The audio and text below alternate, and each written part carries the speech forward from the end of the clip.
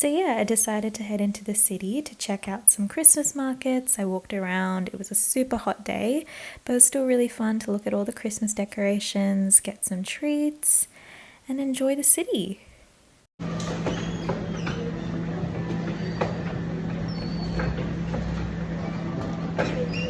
Here.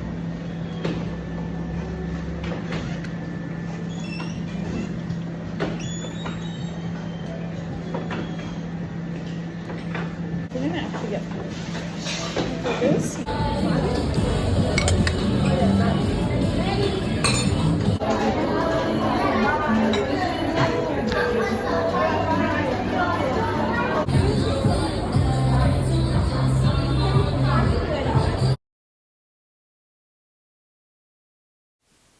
While I finish up reading this series, I thought I would kind of share my thoughts. So, for anyone who doesn't know, I started this series, Scythe, maybe a couple months ago, and I fell in love with the first book. It was so interesting and so captivating, and I hadn't read a YA dystopian book in a really long time, so I was definitely hooked.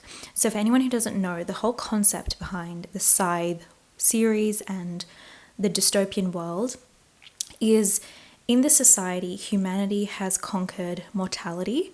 And so, through technology, they've kind of eradicated disease and essentially also death.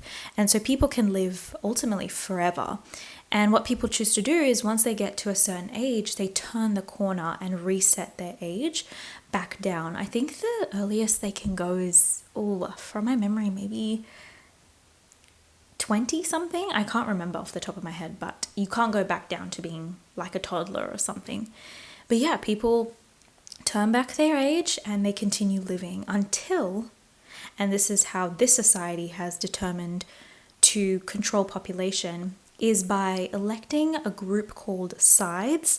And what they do is they essentially are trained professionals that can glean people. And the idea is that Scythes are meant to mimic death, like in the mortal age, maybe getting into a car accident or falling into, I don't know, any sort of circumstance where you could die. Scythes are meant to sort of mimic that and control the population. And this is how this society is existing. They've kind of lost track of time, so they name their years according to animals because people just live forever, so it just blurs all into one. And I loved the first book. It was very pacey and the characters were very charismatic and likable and yeah, super engaging. So I had to continue the series because it was so much fun. And what I really loved about the books was whatever they set up in book one, it just built on top of it. The characters, the plot lines, the enemies, the problems. It wasn't sort of wrapped up in one book. It kept building and building well till the very end of book three. So I really, really loved it. I do think with the third book, though, it kind of fell a bit flat in the first half. It's kind of like when you're watching a TV show and it's all about the side characters that you don't care about and you just want to know about the main characters. That was kind of what was happening. But once I got to the second half of the book, oh my god, so much was happening.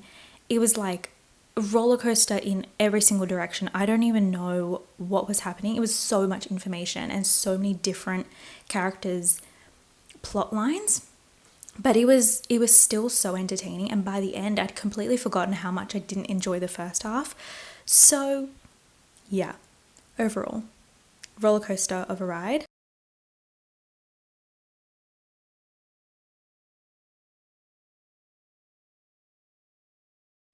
If you can hear screaming children, I'm sorry. It's the neighbors. But anyways, I did want to talk about how this series is in comparison to Hunger Games, because I've heard this sort of comment that it's was thought to be the next Hunger Games, kind of in the same realm, and I agree. It's in the same realm, but I don't think it's at the same level. I think Hunger Games to me is a lot more bleak.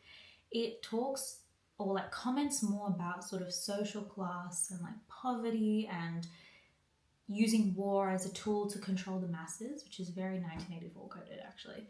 But I think the side series is not as bleak. I think it goes more in the direction of, if we conquer mortality, how does humanity deal with that? What if we could live forever?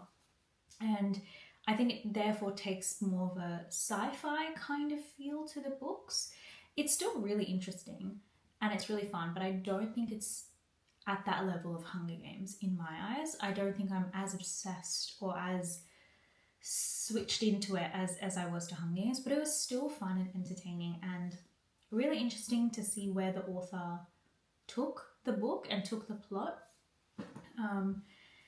Especially with this whole structure of it being around size. But it still makes you question and think about technology and how we should deal with tech and what is too advanced and what can humanity handle, and all of those things. So it is still fascinating, it was still interesting, and it was just a fun read as well. It's definitely YA, so it's not super dense and heavy, but for any of those like comments about it being like Hunger Games, I don't think so. I think it's a little bit different. It's still dystopian, it's still YA, but I don't think it goes into that particular stream of thought.